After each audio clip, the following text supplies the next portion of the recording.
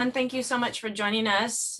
This is a Recovering from Wildfire, a community wildfire preparedness workshop. So we appreciate your time in joining us this evening.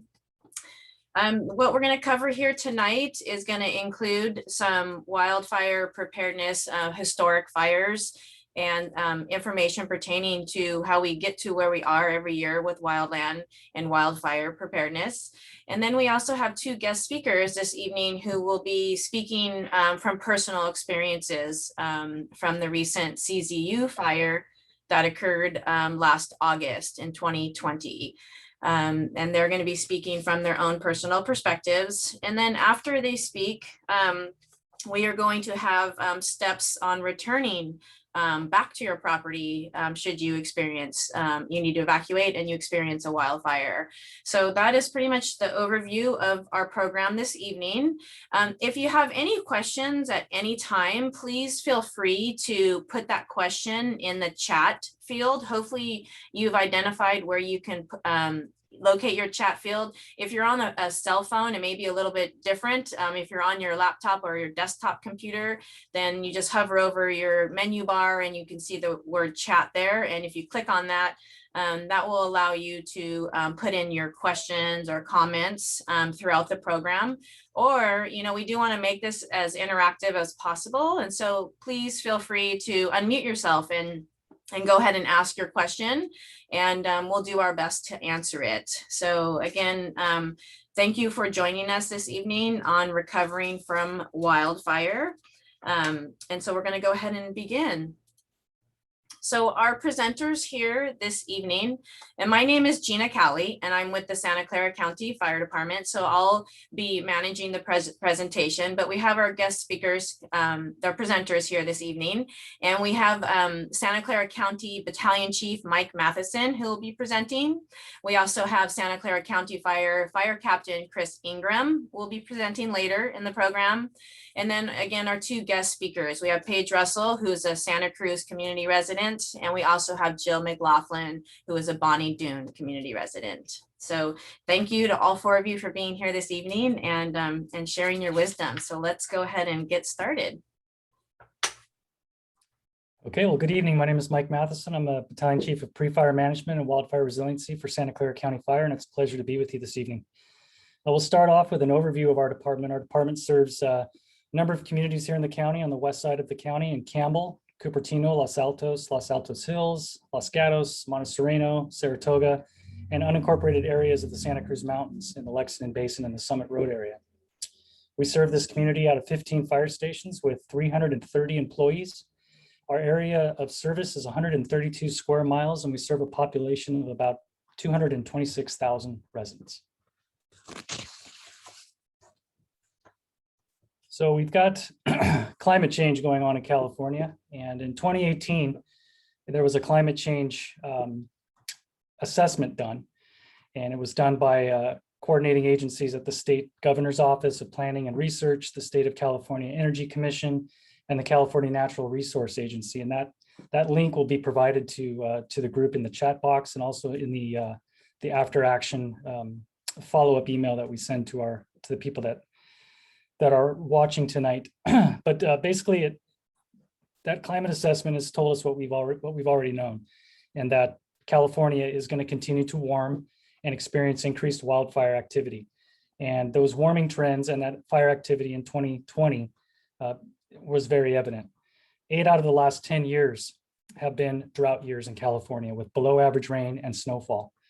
2021 so far has been the third driest year on record for the state, with less than 50% rainfall statewide and an annual snowpack of only 66%, of which that snowpack is down to 8% as of yesterday. A study recently done by UC Irvine found that wildfire season has lengthened by 2 weeks in the last 2 decades. And peak fire season, which was the time of year that we are the busiest and the vegetation is the driest, has moved forward 1 month. So instead of it being in August, it is now in July. So we are starting to see the effects of some of the climate change that's been predicted and is occurring as we speak right now. So in Santa Clara County, there's a lot of wildland in Santa Clara County. Santa Clara County goes east as well as the valley area. There's a lot of area in the east. It's over 550,000 acres of what is referred to as watershed. And watershed falls within unincorporated areas of the county typically. CAL FIRE has primary wildland response ability to put out fires in the wildland, in the state responsible lands of that 550,000 acres of watershed. And that watershed, again, is outside of incorporated cities and towns within the county. Of that 550,000 acres of wildland, 200,000 of it resides within the Santa Clara County Fire Department's fire district. And that is where it's outside of incorporated cities in the unincorporated areas of the county.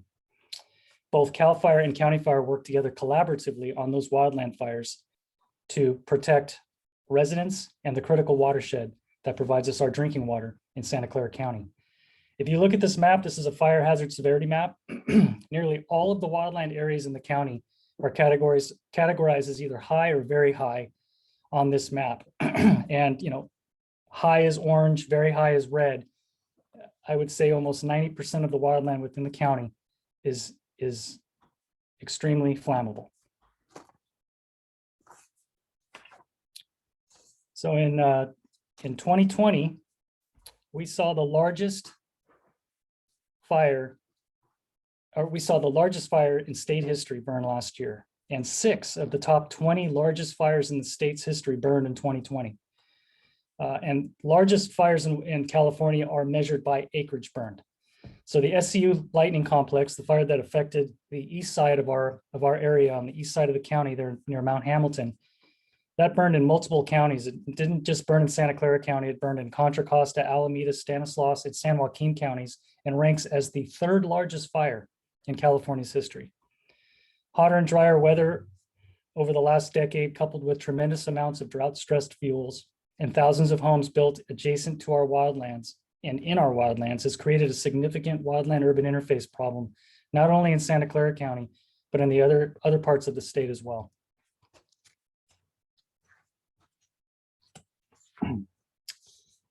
So this is the top 20 most destructive fires in the state, and that the destructive fires takes into account not just acreage, but dollar loss to watershed, dollar loss to structures and infrastructure throughout the state. And the last 7 years have seen historically destructive wildfires. Again, 6 out of the top 20 most destructive fires in the state occurred in 2020. And the CZU lightning complex, the one that that burned to the west of us, ranks as the 12th most destructive fire in California history. So we had a pretty devastating year in 2020. So we're going to talk about the 2 complexes that affected our areas. And tonight our guest speakers are going to speak to their experiences with the CZU lightning complex fire. What we will not be discussing tonight is any of the tactics or decision-making that went into the CZU lightning complex fires. If you are interested in the backstory on the CZU lightning complex fire, the CZU, or San Mateo Santa Cruz unit of CAL FIRE, has provided 2 community webinars that we have recordings of and links to that you can access yourself and watch it. They're pretty informative, and they would go into more depth in the actual firefight of the CZU lightning complex. But the 2 complexes affected our county last year in both air quality and evacuation notices. And with that, I will give it back to Gina to introduce our guest speakers tonight. Okay, thank you, Chief Matheson. And just as a reminder, if you're just joined us, if you can locate your chat feature here, resources and information will be placed in that chat feature. And also after the program, we will be in contact with you via email with all the information and the direct links and so forth that we are putting in the chat. So if you don't have the ability to copy the chat or to log on the links that we share with you, don't worry. We'll be in contact with you after the program via email. Okay, so as Chief Matheson just said, our guest speakers are up next. And our first speaker here tonight is going to be Paige Russell. And she currently is a Santa Cruz resident who was evacuated during the CZU lightning complex fire that Chief Matheson just went over, and how it's the sixth most devastating fire we have in history. So with that, Paige, are you with us here? Yeah, thank you, All right. Jean. There she is. Thank you. Thank you. Good evening. It's a pleasure to be here, and I just want to applaud everyone who's here and educating themselves and doing everything they can to prepare. So a little bit of my story. I worked for Santa Clara County Fire Department as a fire captain until last year in June when I retired. And so my story is what I will emphasize. It's sort of a spoiler alert, but happy ending. We did not lose our home in the fire, fortunately.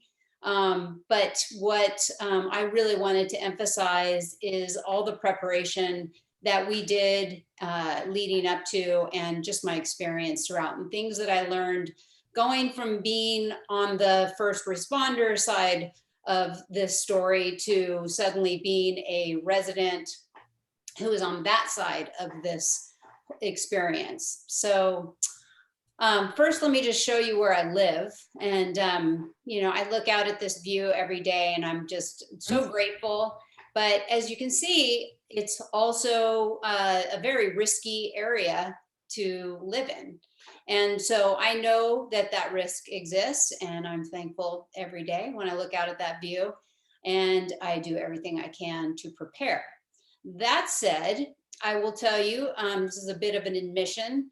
I did, as I said, I retired in June, and I immediately began taking full advantage of my retirement. And I think I might have been having a little bit too much fun and neglected some of that work that comes along with living in an area that is basically so close to so much vegetation and wildland. So this right here is a video that I took of some of the vegetation that we cleared once we started to realize we were going to be evacuated.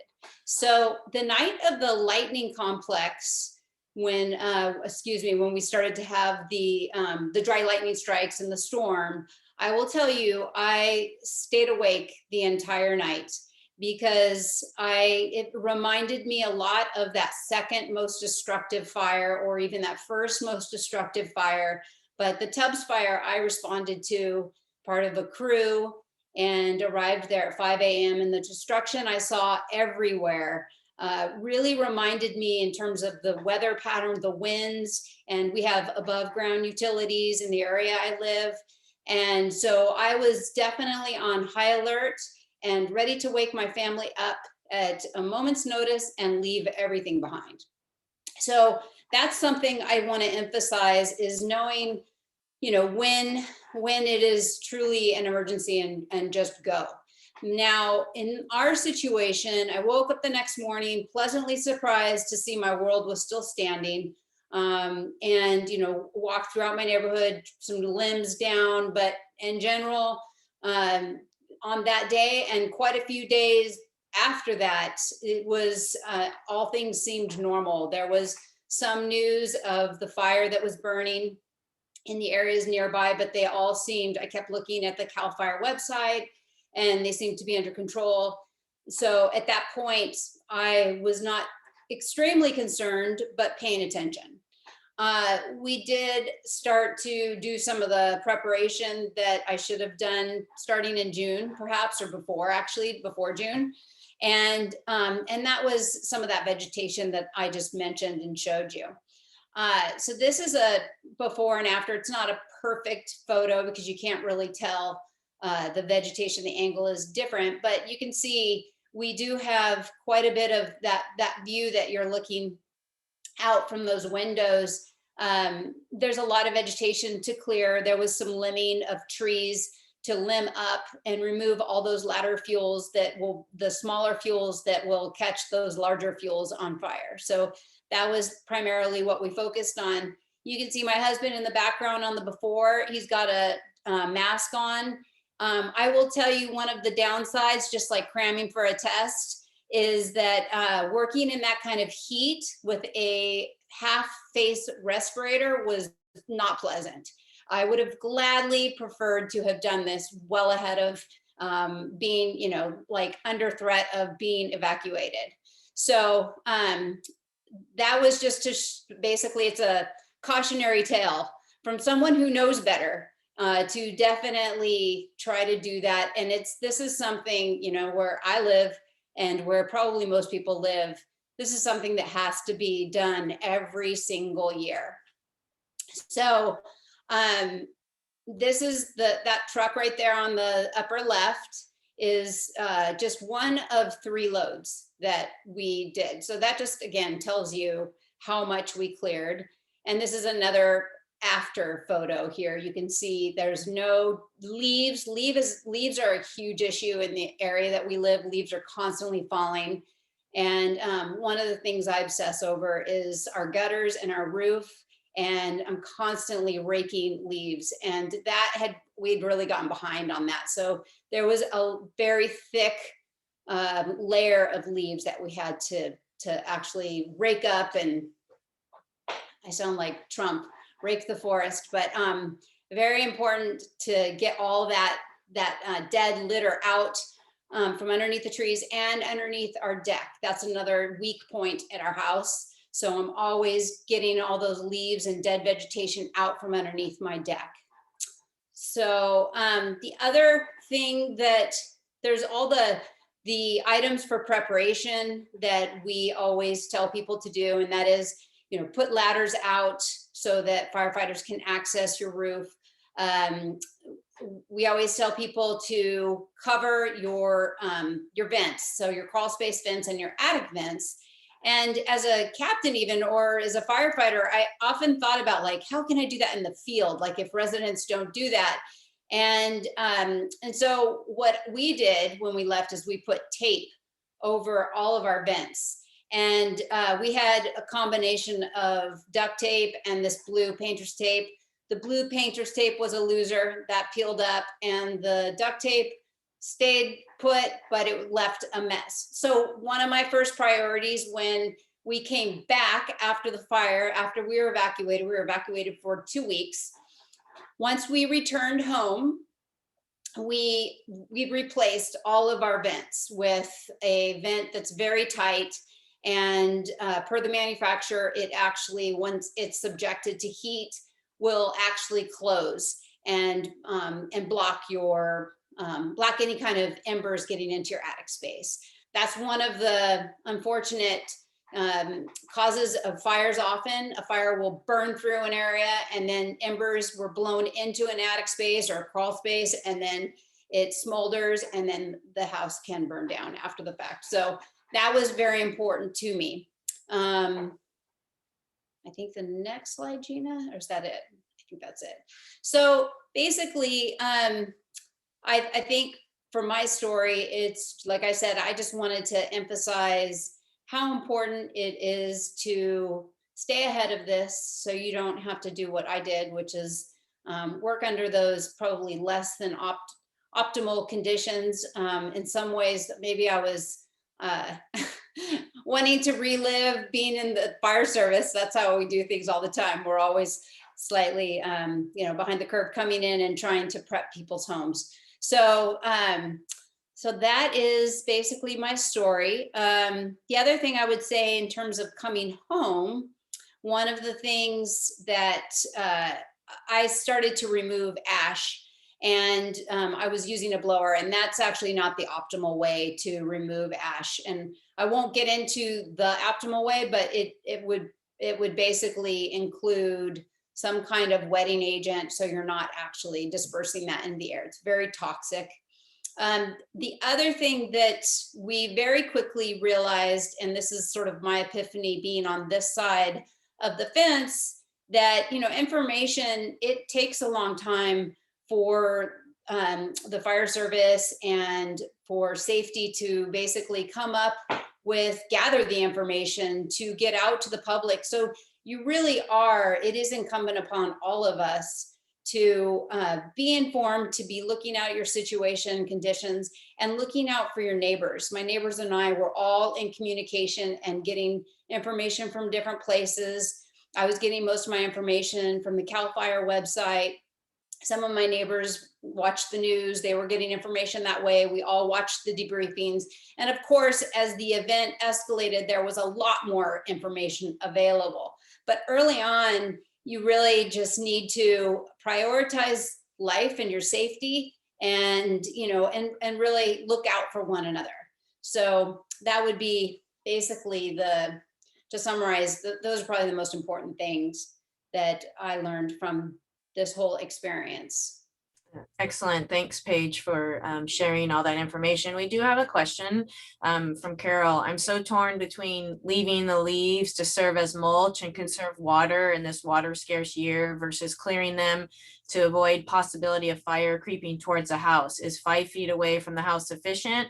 And I'm sure this will pull them away as far as possible. What are your thoughts on that? For me personally, I think one of our neighbors said that actually early on, like, oh, you shouldn't be so obsessed with removing. It kind of depends on the vegetation around. I just think of it as it's almost like kindling. Everything you have that's small and can easily catch on fire, then will catch that larger fuel that's above it on fire. So that's how I see it. I don't think there's any across the board absolutes in this one, but I would say just think about how you build, when you build a fire, and think about how fire builds, and make those choices accordingly, whatever feels comfortable to you. That's a very good question though. Yeah. And in terms of the inter-neighborhood communication, we live in a cul-de-sac, so we're all friends. And so I was very fortunate in that respect. And so we were all already in communication, and I very quickly created a text group, and that's how we communicated.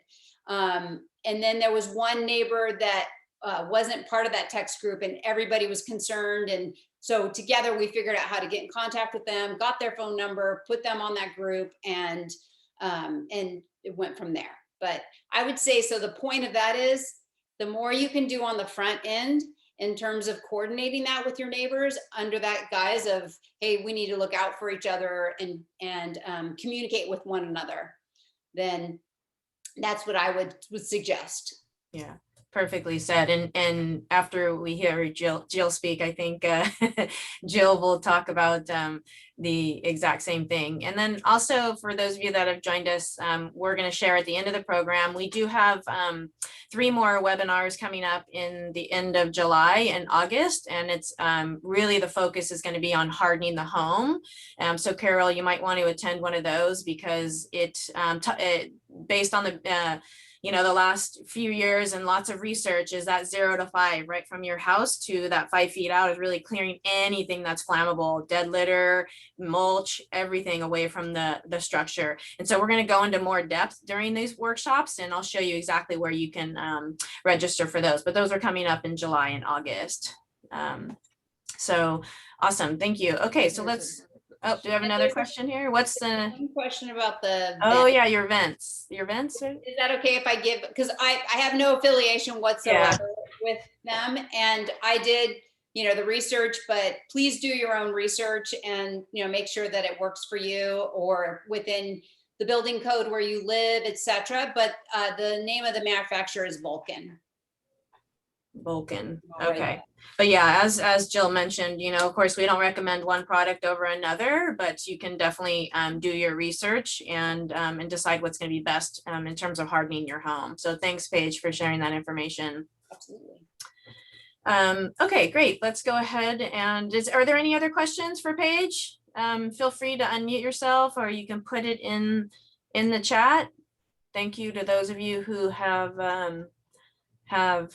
put in your questions, and Paige, thank you for sharing your story. My pleasure. That's a lot of work. And Paige, maybe you can drive home the point. Do you just do this once? No, definitely not. In fact, we say once a year, and there is a time when the vegetation is easier to cut and so forth. But honestly, I think just depending on the amount of space you have, I find it's easier just to do sections and constantly. Awesome. All right. Okay, so our next guest speaker tonight is Jill McLaughlin, and her home resides in Bonnie Doon. She's a Bonnie Doon resident, and sadly, she actually lost her home during the CZU Lightning Complex fire, the same fire that Paige was evacuated from. And so she is here to share her story, very similar to Paige, in that kind of what did she do to prepare, and then what happened after the fire, and basically some lessons learned. And so so Jill is here to share her experience. Jill, are you with us? I'm with you, I think. Oh, yay. So before I start, that was a great question about the mulch. So I want to comment on that before I forget about that 0 to 5 flammable zone. So I have a neighbor up the street, and their house is relatively new, maybe 5 years old or so. And they have metal siding, so it is fire resilient, but they have gravel, 5 feet out from the house, and their home survived. You can see where the fire came up to that gravel and stopped. And they have shipping containers on their land that they have 3, and 2 of them, I believe, are on a bed of gravel with gravel around. And the one that was not on the gravel, the fire came up and the stuff inside combusted from the radiant combustion, I guess, or the radiant heat combusted what was inside. Whereas the one that was sitting on the gravel, the stuff inside was fine. So it was just like remarkable to see it. Just that simple thing they did made such a huge difference. So yeah, I'm a plant lover, so it's very hard like to push vegetation too far away from where I live, because I just love, that vegetation. But if you can do that, I think it will really make a difference. So anyway, that was a great question.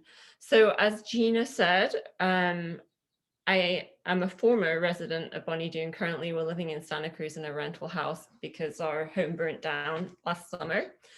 I don't know if Gina, if you have the next slide, I'd love to show you where I live. So if you can see the map with the yellow dot on it, that was my house. So, we would fit the classic definition of living in the wildland. There is a huge amount of fuel load around us, and we live in the middle of a forest. So when we bought our house, we were very aware of the fire danger, and having had some background in the fire service as a community educator and also in fire suppression, I had that knowledge of being able to, see the very distinct possibility that a wildfire could come here. And if it did come to our land, it would just be incredibly dangerous, and it would not be a place that you'd want to be. So recognizing that there was that threat, we definitely had a plan. It wasn't the perfect plan, but we did have a plan. So my initial approach to it is like, the most important thing for us is our lives and the lives of our animals. That was absolutely, critical, that like nothing we had or owned was ever going to be worth that. So knowing that was the most important, and that because of where we lived, access would be, could be extremely difficult, as it can be anywhere, but for us it was really very, very unsafe place to be. Our plan was to evacuate early, if possible, and that was the plan. So we looked at what we could do to make our land safe, and as you can see, we are surrounded by forests, so we could only do what we could do on our land. So the first picture, the middle picture on the slide, that's kind of approximately how it looked when we bought the property. And then this was actually, I think around April before the fire. Every year we did a lot of vegetation clearing. We were able to do permitted burns because of our zoning. We're in a mountainous region, so we could get a permit to do that each year. But you can just see the difference between the first and the second. We limbed the trees up. We cleared a lot of vegetation. We had the trees spaced out. In addition, we had the Fire Safe Council come through. They have a program that you can possibly benefit from, where they will do adjacent to the road clearing of vegetation, the organized community project. So we had that too. So we did a lot of work making it more fire safe. And then the last thing was that we looked at our insurance, because we did not want to be in the position that if a fire came, we would feel that we had to stay to defend our home, or we'd be out there with a hose pipe, or, you know, that was not our gig. That's for trained professionals. So we knew that we wanted to be able to leave. So we wanted to have enough insurance. So, you know, I think all of our assumption when we buy insurance, and we bought it when we bought the house about 6 years prior, was that you're buying enough insurance for your house. So that was, you know, we didn't look too much at that aspect initially, but fortunately, it's a long story, but my friend had the same agent, and they had a disaster on the policy, and they said, hey, you know, this agent's terrible. You really need to go to a new agent. So thank goodness, a year or so, 2 years before the fire, we redid our policy, and we absolutely worked on it so hard for hours with our agent to make it better. But I just want to show you an example. You know, I thought we were insured. Just taking one figure off my little chart here. So we had $40,000 coverage for our garage, our septic, our well, our retaining walls, our driveway, our studio, and I think there were a few other things thrown in there. So that was, I thought I had good insurance. You know, this is the package that I was sold when I bought my home. So anyway, we did redo our insurance policy, and it was better, let's say. So Gina, if you wouldn't mind going to the next slide. Oh, and actually, I just forgot, in terms of the plan, I should detail more what I actually did. We utilized this spreadsheet, the Prepared Not Scared. It's from the Fire Safe Council. The one I have here is from Santa Cruz County. I think there's an identical one from Santa Clara County. We found it super helpful. It really goes over the whole preparation thing from top to bottom. So, you know, starting with like, if you have, or ending with, if you have to evacuate, this, you know, the steps that you can take, you know, prior to evacuation. It goes over defensible space planning, things that you can look at. It tells you to look at your insurance policy. There's many aspects to that form, and I think it's a great place to start. So that's what we utilized. So we did have a plan. We had, you know, a go backpack pretty much year round. We were subject to threat in the winter from winter storms, so it was just something that was packed. We had cat carriers always by the door in the closet, and we had the dog stuff there too. And then we had a list of items in our head for what we would take that we'd carefully discussed should a fire come. It was not written down, but we had it in our minds. We'd kind of planned it out. So these are the fire shots. So like Paige said, that Saturday night, Sunday morning, I think it was around 2 a.m., the lightning hit.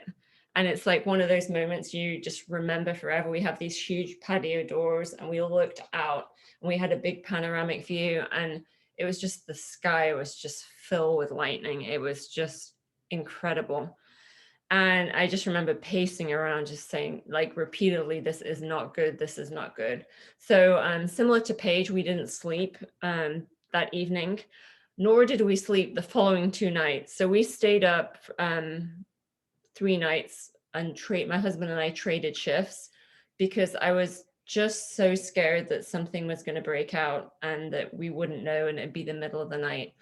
So, you know, Paige mentioned, like, you know, we have a great system in place, but when disaster strikes, it's very quick, and our resources, there's just not enough bodies in the world to provide, you know, to get everyone evacuated quickly. And I was aware of that. So it's coming back to, you know, kind of being conscious of that and having some level of self-reliance. So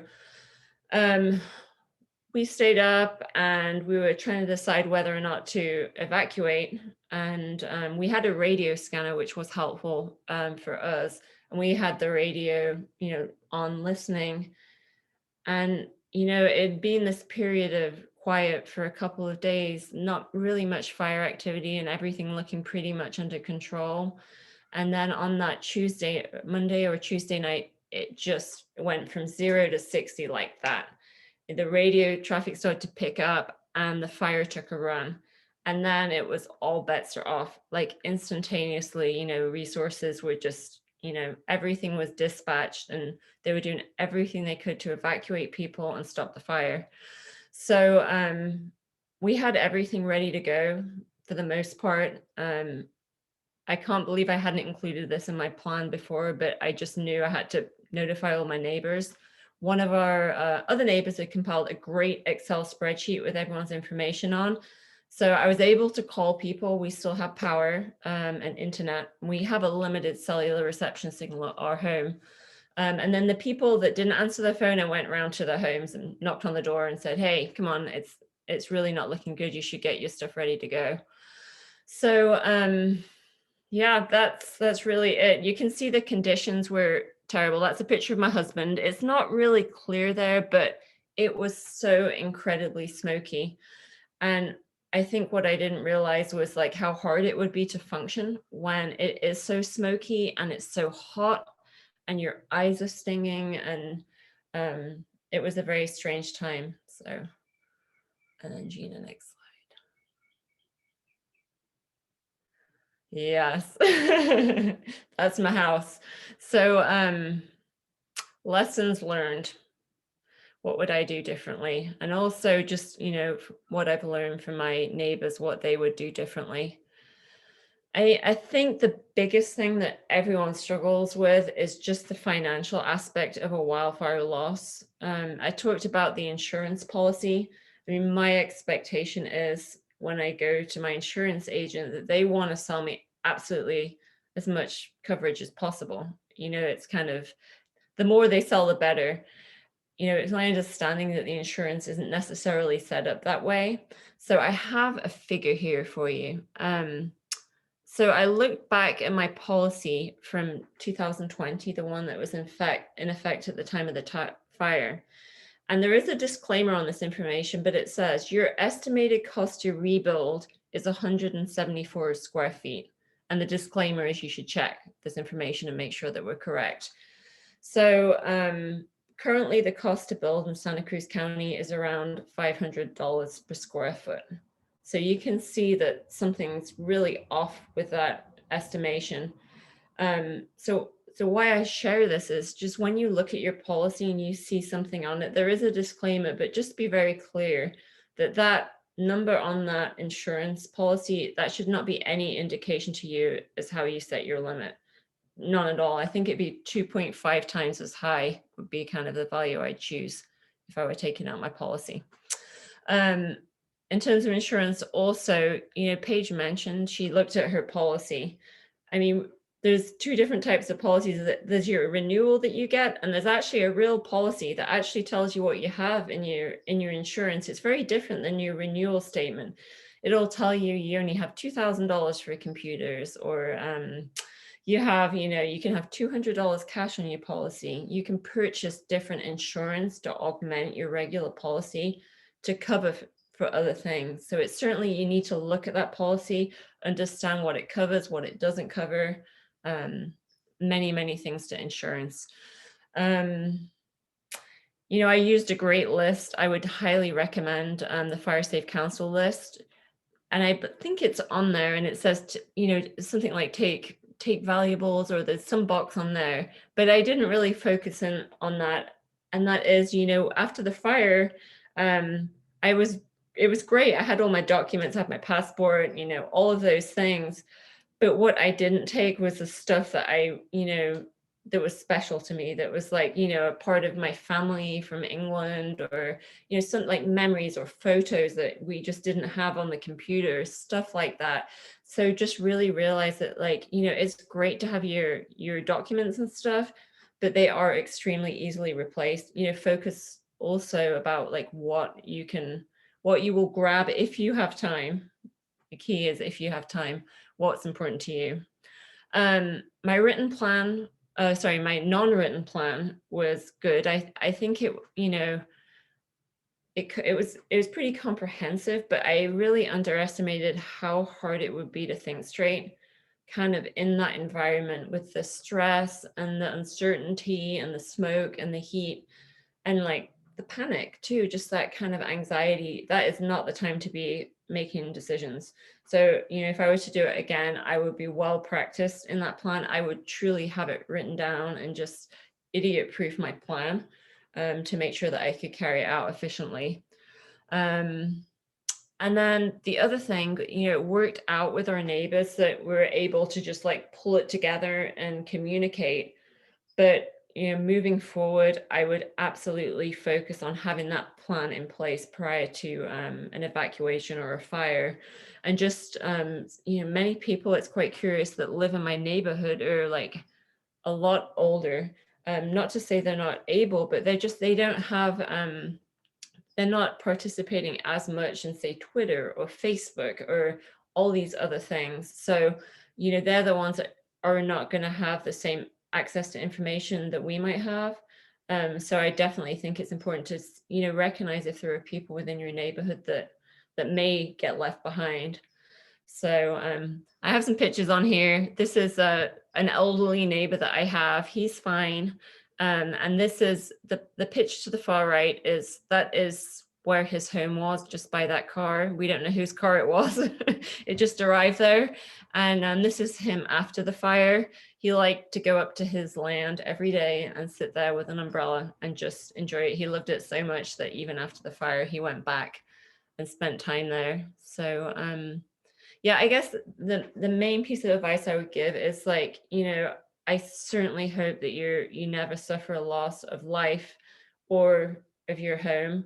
But I just emphasize, you know, even with my background and with, you know, the fire coming in the smoky conditions, like even I didn't believe that it was going to happen.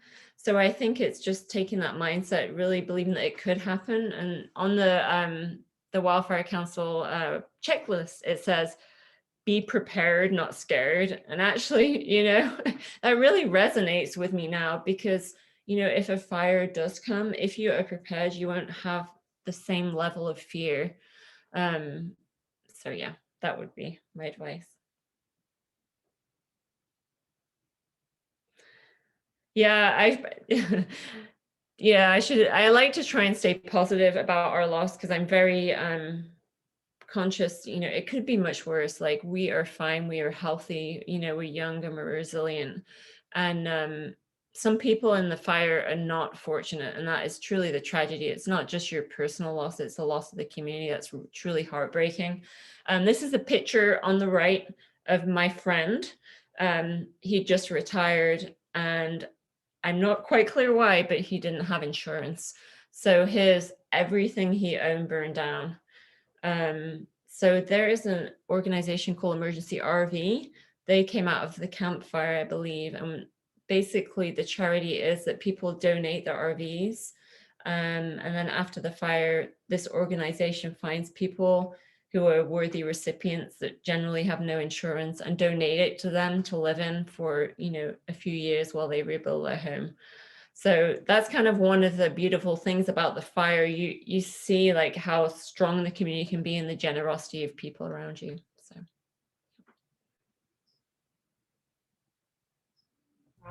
Thank you so much, Jill, for sharing your, you know, your personal story and lessons learned. You know, I think everybody on here, you know, really has probably a different perspective, especially coming from somebody who, you know, not only had to evacuate, but, you know, came back to nothing. And the community coming together after and really working together.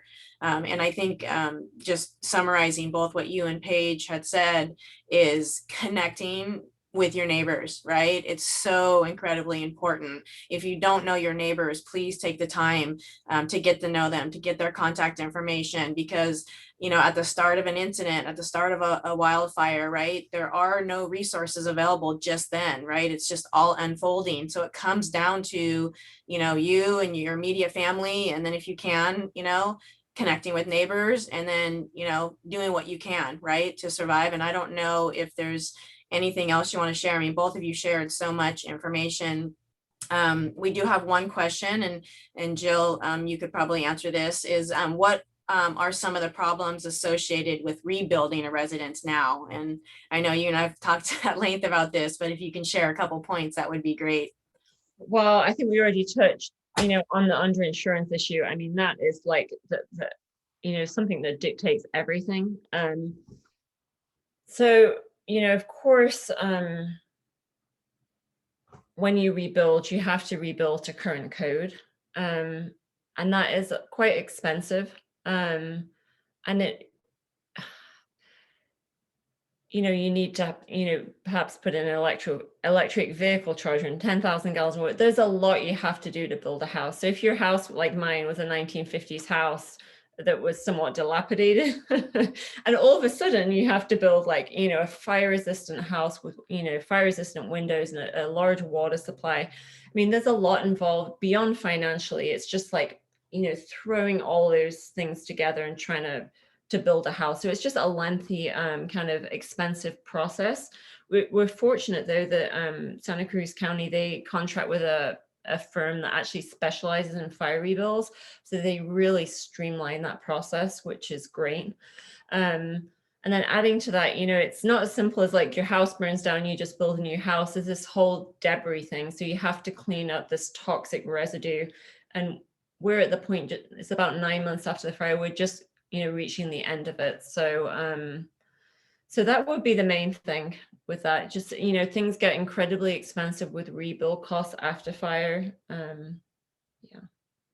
Yeah, and exactly. And you've already alluded to this multiple times, but revisit your insurance policy right now, right? And Exactly. what it says on there, what you think it's going to cost to rebuild, really do your homework and make sure that it is going to try to cover most of what you need to rebuild.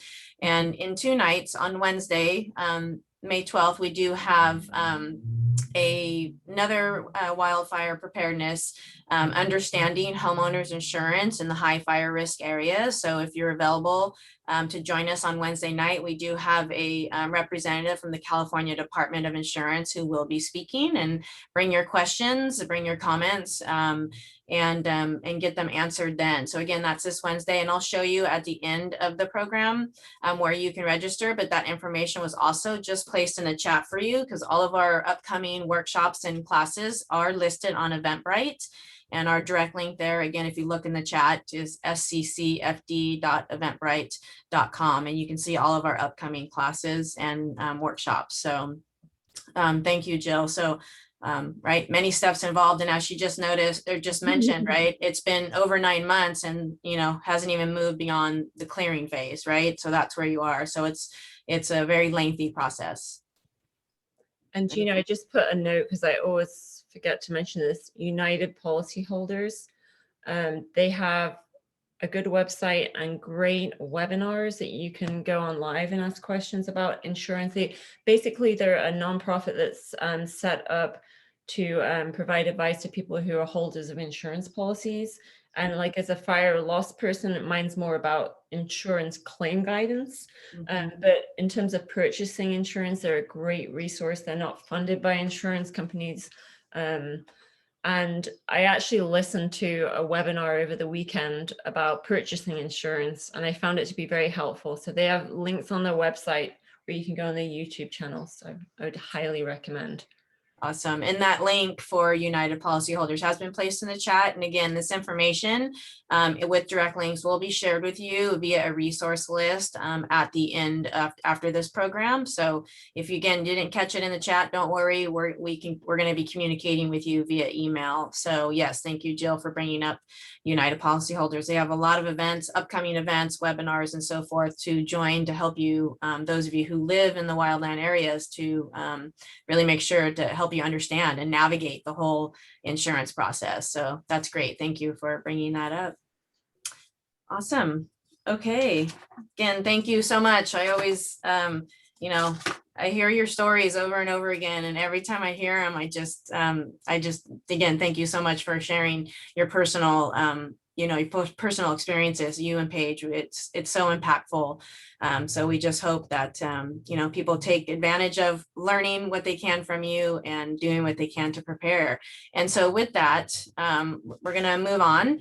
And we're going to show this quick little video, and this is produced by Cal Fire, and it's returning home after a wildfire. And she goes over a lot of good points to cover in a quick 2-minute video, and then Captain Ingram will take it from there. So let me go ahead and play this for you. Hello, I'm Fire Captain Amy Head. Returning home after a wildfire can sometimes be difficult. I'm here today to share some tips on how to make that transition easier.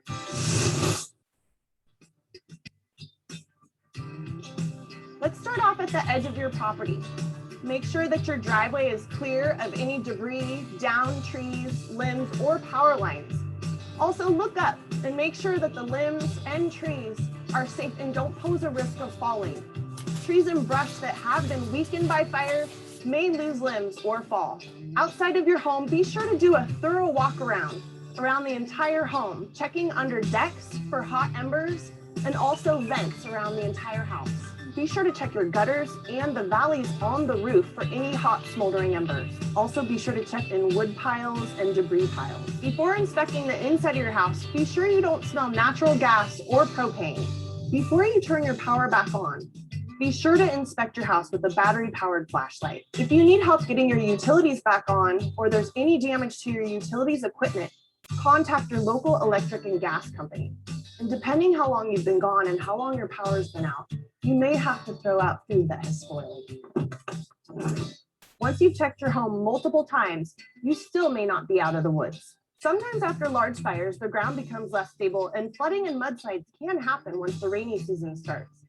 If you have concerns, you can contact your local Office of Emergency Services for assistance. Also, it's important to maintain defensible space around your home and property throughout the entire year to increase the chance of your home surviving a wildfire, just as these homeowners have done.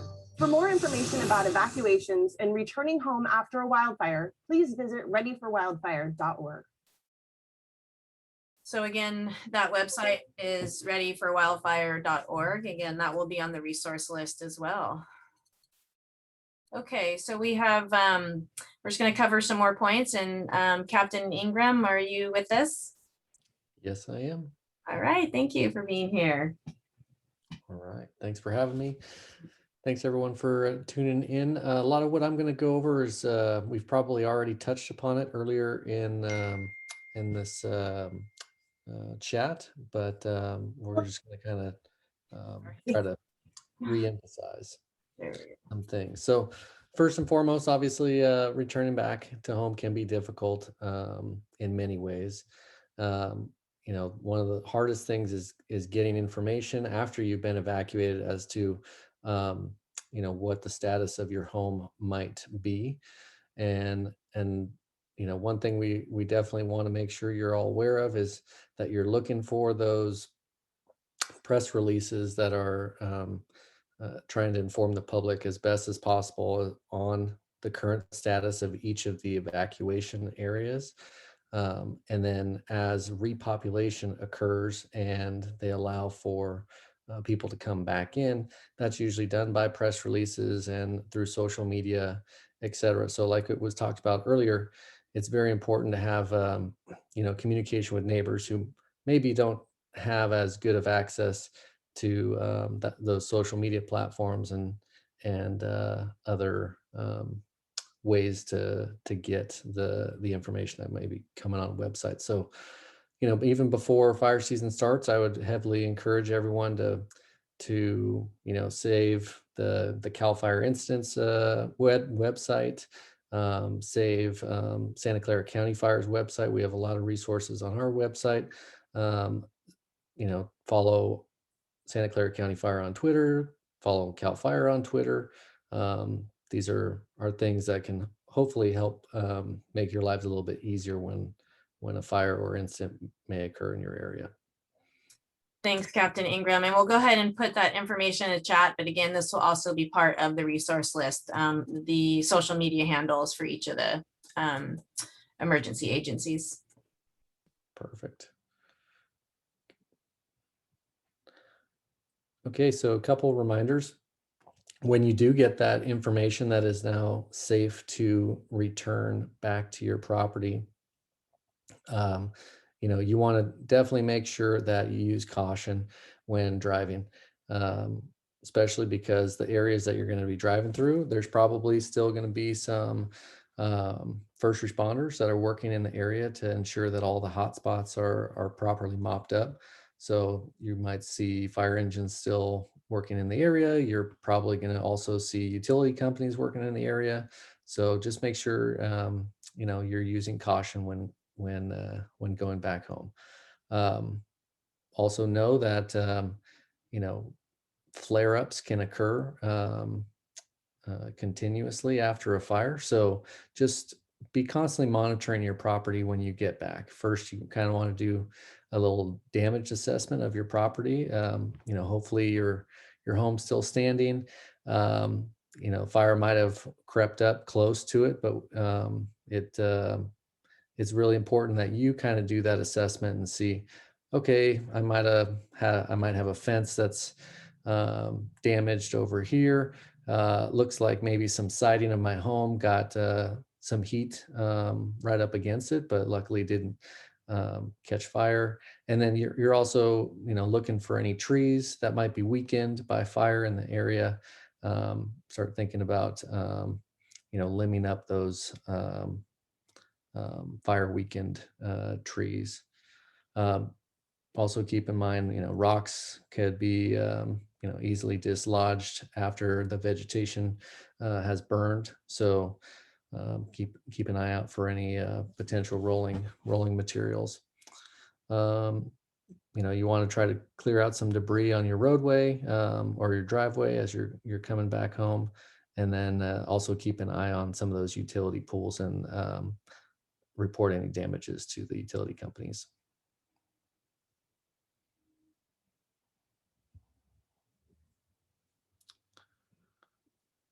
Okay, so I kind of touched upon this, but you're looking for that fire damage around on your property and adjacent to your home. Other key areas like underneath decks. You might want to get in some of your crawl spaces and see if there might have been any embers that may have gotten into your attic spaces. But at the point that you're coming back, hopefully nothing rekindles, but if something does start to flare up on your property, obviously we would want you to call 911 and we come back out. You definitely want to be cautious of any white ash surrounding your property. That could be where a tree burned up, and that could still potentially be hot and hazardous. So just keep an eye out for anything that looks suspicious, and if anything looks out of the ordinary, just feel free to call and get us back out to check something out. Let's see. Lastly, you want to consult some local experts as far as any replanting of vegetation on your property, and try to make a plan for fire safe landscaping as best as possible.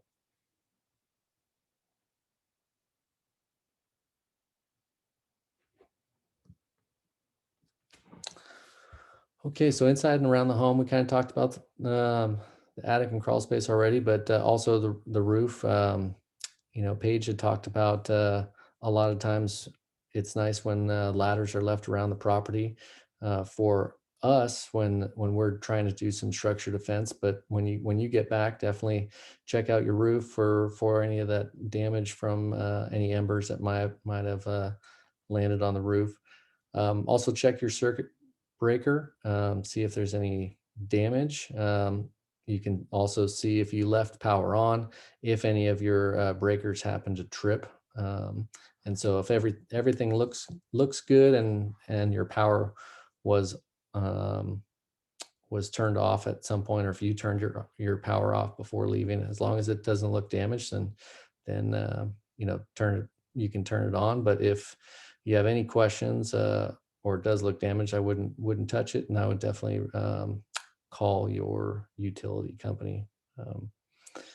You can check your wells and your pump houses, phone lines, alarm system. One thing that we talked about a little bit on the last one was, whether or not to secure your own utilities before you leave. As a personal preference, my thought is I'll probably leave power on, but if I had an opportunity, I might secure the gas to my home. Mostly meaning for power, I have some security cameras around my house, and my alarm system is connected to the internet and such. So having those things still on and being able to keep at least a little bit of tabs, as long as there's still some internet connectivity in the area, is a nice to have, especially like in Paige's case where she was gone for 2 weeks. Having that power on at the house to be able to check on certain stuff like that is probably a nice to have. But in other cases, it might make sense for you to secure the power if need be. Let's see. So we talked about checking around your home, and then calling 911 if you see any serious conditions. And key thing, if there's any smell of gas, natural gas, make sure that you're calling that utility company, and never turn your gas back on without calling PG&E and having them come out and do that for you.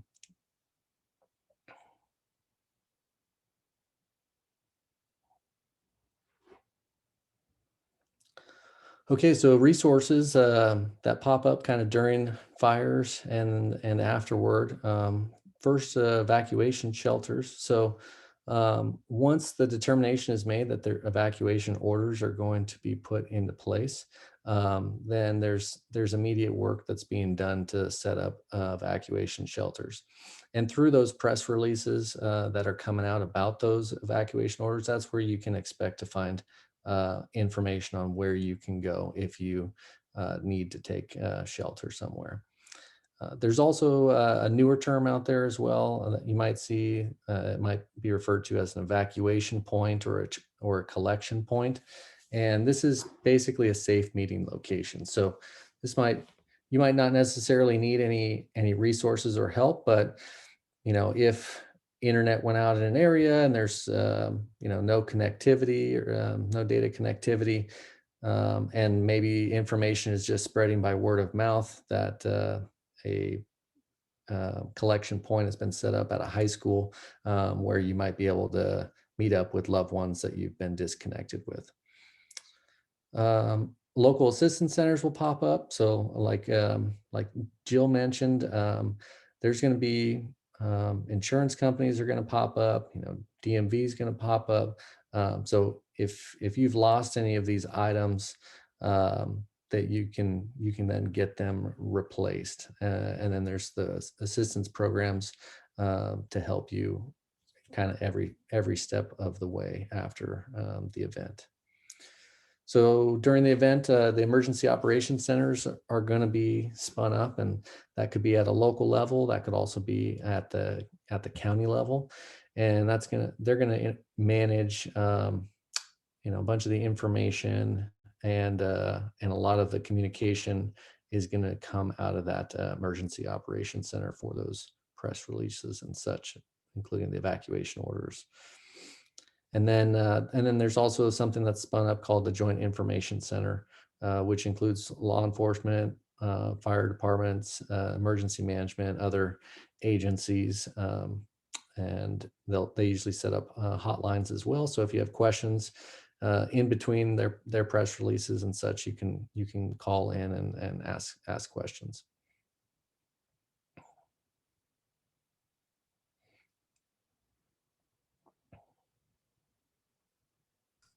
Okay, so now I thank you so much for Captain Ingram for sharing that information, especially letting people know about the resources right during and after the fire. It's good for them to understand that it does take some time though, right, to set some of these resources up. And so don't expect it to happen initially, the first day or so, but we all work together and hard and to get all these resources set up as fast as possible. And so now we're going to transition to Chief Matheson, who is going to talk about post-fire suppression repair efforts. Yeah, so like Chris or Captain Ingram was saying, once the fires has burned through, immediately the team managing the fire goes into repair, post-fire suppression repair. And a lot of that has to do with utilities being restrung and cable lines being put back up. And so a lot of times evacuated citizens, the fire's been contained for 2 weeks or 3 weeks, and they get antsy and they want to get back to their houses.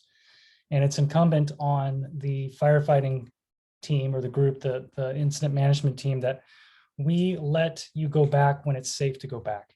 And part of making it safe is doing some suppression repair. So typically the state of California, CAL FIRE, does the fire suppression repair. They are responsible in the watershed for the, paying for and managing the watershed fires. And so the paying for it through contractors falls to them. I'm not going to be speaking on behalf of CAL FIRE. In my last life, I did work for the state for CAL FIRE, and I have done some post-suppression repair. So I'll speak to what I know of the process. But fire suppression repair typically revolves around two things: damaging anything fixing anything that was damaged during the firefight, and trying to prevent erosion as best that we can. And so, during the firefight, you'll have heavy equipment driving on dirt roads. Sometimes they'll knock over mailboxes. Sometimes they'll damage a gate, or they'll damage a culvert or a road crossing. Those are things that the state will typically fix and bring back to pre-fire conditions. Sometimes better than they were before, but serviceable. And a lot of times, sometimes people misunderstand or misinterpret what that means. We're not going to be fixing, regrading your driveway. We're not going to be clearing your property. We're going to be making sure that any, bulldozer line or hand line that we may have put in to try to corral the fire or contain it is water barred to prevent erosion into the waterway. It's going to be, the berms are going to be knocked back over and flattened. They may throw some cut vegetation over the bare soil to prevent, to act as a filter, because, the soil that is now exposed doesn't have any root system to hold it. And so when the rainy season comes, the potential for mudslides and debris flows are pretty high. And so the state does its best to prevent that from occurring, because they are a watershed protecting agency, and watershed is, water is gold nowadays, especially in the drought. And so the cleanest and best water that we can get is our end goal. And so by, trying to prevent what we did by managing, the soils and keeping them from running into the waterways is the primary objective, and also making it safe for the residents to go back. So you'll see crews like in this picture here, bucking up a tree that they've either taken down because it may have threatened a roadway. Trees that are fire weakened can come down at any time. I mean, trees can come down at any time, but if they're fire weakened, it makes it even worse, especially if they're close to roadways or power lines that just got restrung. So typically the suppression repair group, firefighters and contractors will take down trees within 30 to 40 feet of a roadway to prevent that from falling during the wintertime again. And then they'll come in and they'll restring your power lines to make it safe for you to get back in there. And then the long-term effects of the watershed, and I'll go into that a little bit. Another thing that they do during post-suppression repair is they bring in what is called a watershed emergency response team, or a WERT team. And what that team does is it studies the severity of the heat on the fire scar. So, sometimes when soils are exposed to super heated gas, they can sometimes paralyze or will not absorb moisture the way that it did prior to it burning.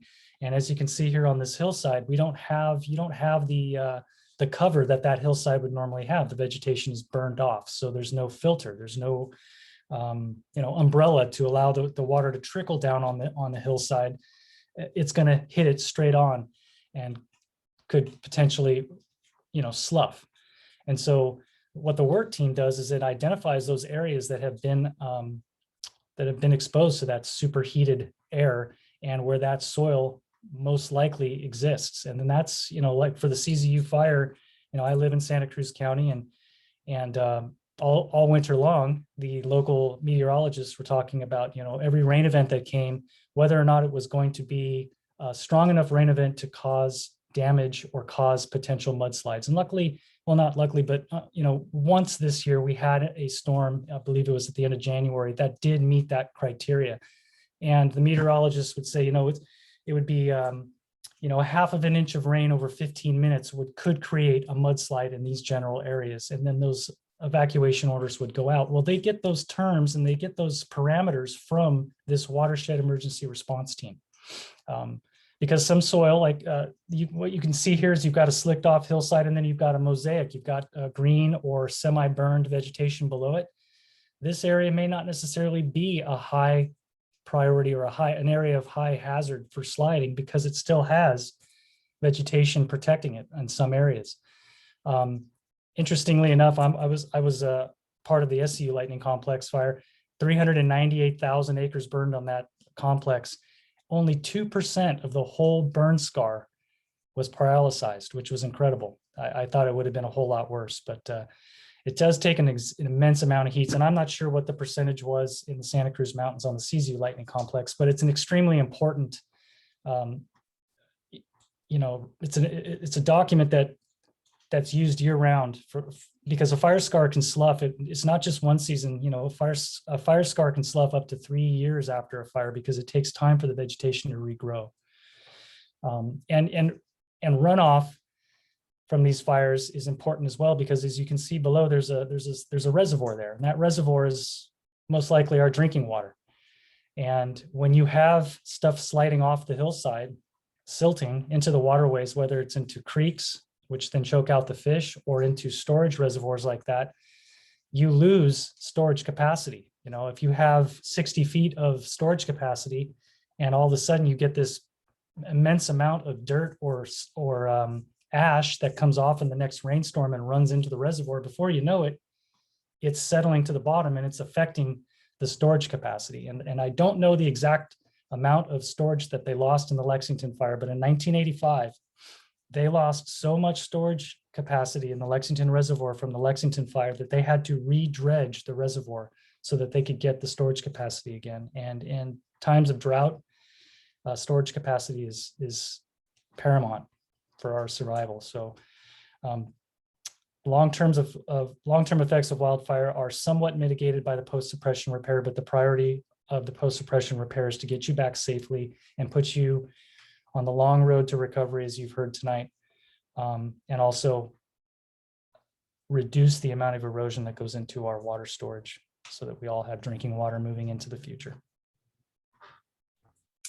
Okay, thank you, Chief Matheson. And again, reiterating, right, that like you just said, the importance is their safety, right? Before anyone is allowed to return back to their home, is the area needs to be deemed safe. And so, that may be weeks, possibly months. I don't know if you want to talk about that, but just be as patient as possible before you're able to return home. Yeah, I mean, there's, I'm sure Jill could speak to it. I mean, there's a long process of cleanup. And unfortunately, when houses burn, you have a hazardous material situation in a watershed. And before you're allowed to rebuild, before you're allowed to get back on that property, it needs to be cleaned up. And so, it's all bad. There's only one good fire, and good fires are usually prescribed burns under very temperate temperatures and parameters and conditions. And these fires that we're seeing in the summer they're not good for anybody. Yeah, and Jill, and I don't know if you do want to say anything about that, but when you returned home, right, some of the hot spots and things that were found on your property, some of the things that Captain Ingram talked about, right, being aware of the hot spots and the ash and those that were impacted by the wildfire. Yes, I don't know if you can hear me. Yeah, we were evacuated for at least 3 weeks. I'm not sure of the exact number of days. So when I came back that first day, the ground was still burning. I mean, it wasn't like there was flames, but there was wood under the ground that's still smoldering. And it is not, in my community, everyone was desperate to get home, understandably, either to like process their loss or just be home. A lot of people left their animals behind, so they were desperate to get home, to see their animals that people were feeding. But yeah, it's just because you go home, even if you haven't lost your home, doesn't mean that it's safe. There is one thing I'd like to touch on is the toxicness of the burnt fire material. Even if your house didn't burn down, if you have burnt material on your land, just be very, very conscious of that. The toxicity of that and the toxicity of the air. I mean, they tell you about that. They will have signage if you go home, but just conscious of that. And like, months after the fire, we had trees dropping. You have fire burned trees. I'm always very conscious of being on our land, even though it's pretty clear now that you'll just hear crack, crack, crack, and a tree will fall. So, when you are permitted to go home, just, don't think that it's safe. Danger still exists, and just still have that same plan in place. Don't let your guard down just because the fire seems to have gone, because it can rekindle and there's other danger. But I just wanted to touch on briefly, this weekend we're living in a rental in downtown Santa Cruz, and my landlady has a house adjacent, and she emailed me and she said, could we do a wildfire plan? I'm really worried about wildfire. And well, first off, it's a little bit strange because, being in, the west side of Santa Cruz, it's very different from Bonnie Doon. And, I was kind of questioning, I was like, gosh, her fire risk is much lower. But, when you think about it, we all like associate woods with wildfire. There is the potential that like the west side of Santa Cruz burns. So I know you're all here because you recognize that there is a risk. But I just hope, as you hopefully get together with your neighbors, you can kind of share that information that, there is a threat, because I think some people aren't aware of it. But anyway, with my neighbor, we walked her house and we talked about, having the list and everything. And I think by the end of it, she was a little overwhelmed. And that's really not the intent of this process. It's, don't be overwhelmed with it. Just do, think about what's most important to you, which should be your life, hopefully. Start with that and just take little steps towards being more resilient to fire. Just don't get overwhelmed by the whole plan. Just any little step you take in the right direction is a good thing. So.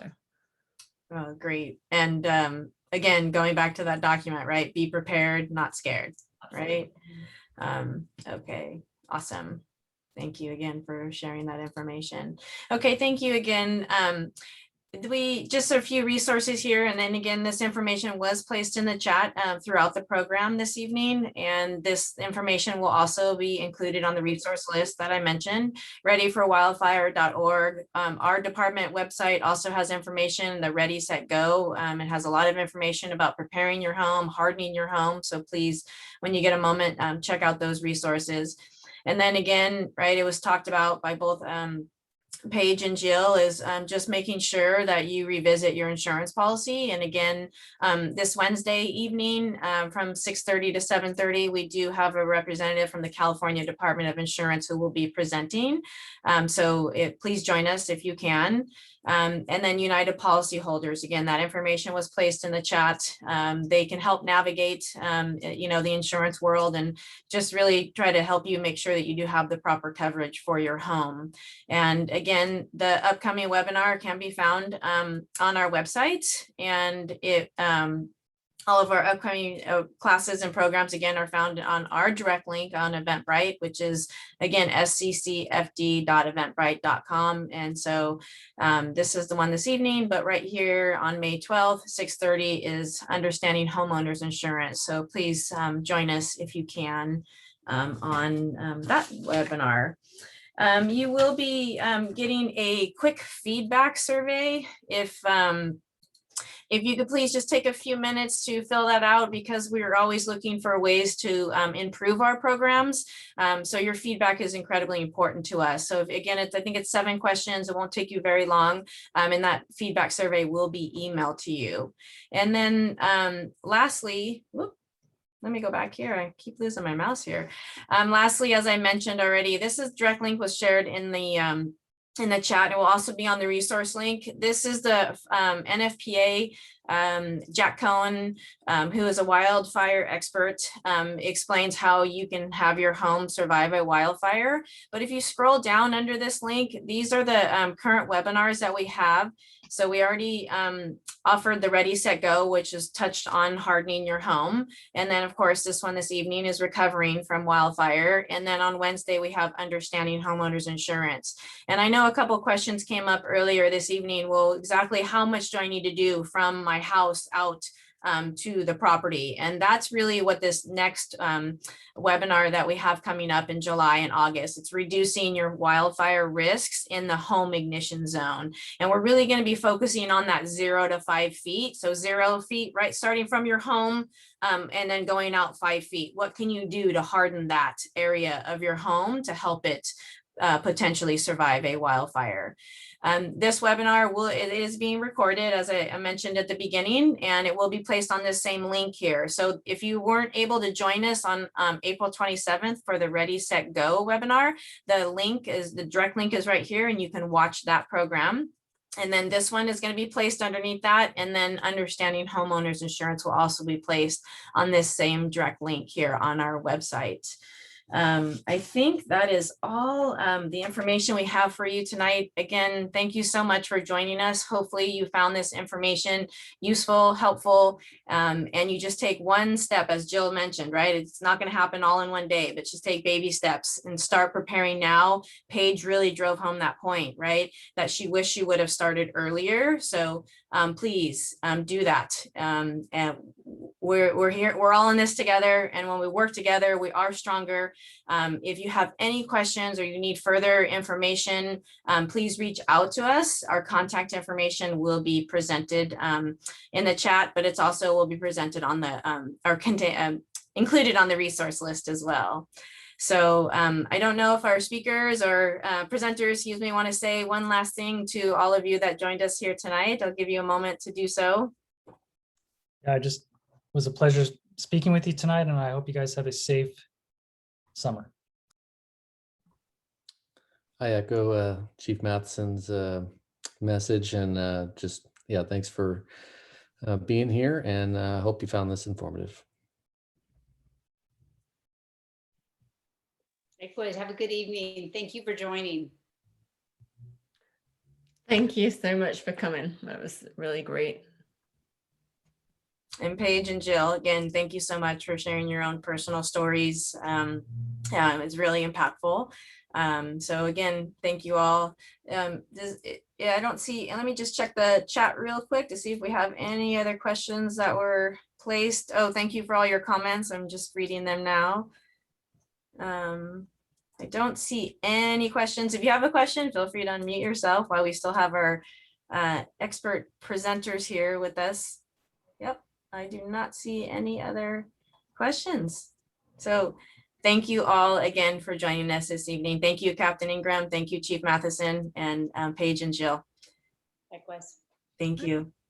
All right. Thank you. Have a good evening, everybody. Thank you.